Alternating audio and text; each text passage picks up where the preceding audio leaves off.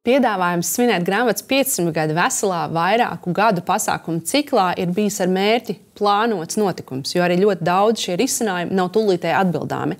Jautājums par pārēju no analogās pasaules uz digitālo ir viens no lielākajiem izaicinājumiem, ar ko mēs šobrīd saskaramies. Piemēram, pārēju no manuskripta uz drukāto grāmatu notikusi 200–300 gadu laikā. Arī tā nenotiek vien ar Gutenberga preses radīšanu.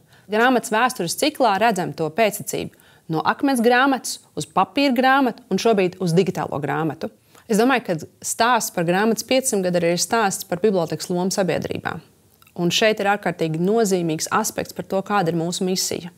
Un kas ir tā atbildība, ko neviens cits mūsu vietā neizdarīs. Un grāmatas 500 gada un pašapziņas smelšanās savā grāmatniecībā un arī varbūt nākotnes atbilžu meklēšanu savos iekšējos resursos, domājot pašiem arī par digitālo nākotni, ir varbūt viens no tiem būtiskākajiem tādiem mērķiem, ko es saskatīju grāmatas 500 gadu svinībās.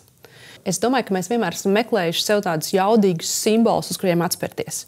Viens no tādiem simboliem ir dziesmu svētki, otrs ir grāmata. Dziesmu svētkus mēs sajūtam un grāmatu mēs sataustam.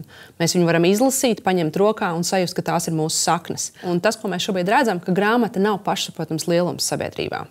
Un mums ir jādomā, kā mēs attīstam sabiedrības zinātkāri, sabiedrības arī pašapziņu, lai tā sakņotos grāmatā un zināšanās. Jo tikai tad mēs varam būt droši arī par savu demokrātisko nākotni, par zināšanu sabiedrības attīstību, par jauno paudzi, kas lasa un kas zina savu pagātni. Jo, kā mēs zinām, ja mēs zināsim savu pagātni, mēs zināsim arī savu nākotni.